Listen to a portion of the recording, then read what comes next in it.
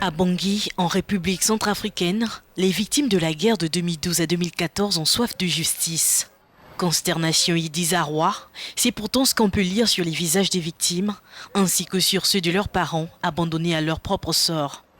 Tous les mardis, ils se rassemblent sous cet arbre et mènent des réflexions afin de faire entendre leur voix, à l'instar de Marie-Elisabeth. Un véritable périple pour la septuagénaire qui a perdu son unique enfant pendant la crise. Mon unique fils, les Séléka l'ont tué.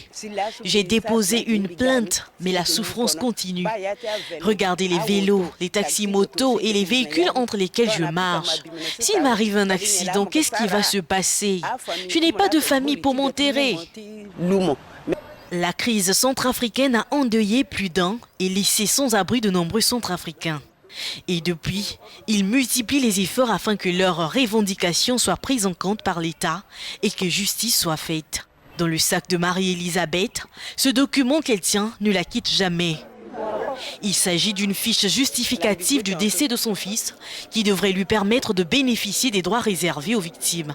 Elle déplore toujours les conditions difficiles de vie parce que vous voyez, c'est une dame qui est de 3e âge alors que son fils qui devrait s'occuper d'elle est décédé et elle est venue maintenant abriter dans une famille d'accueil.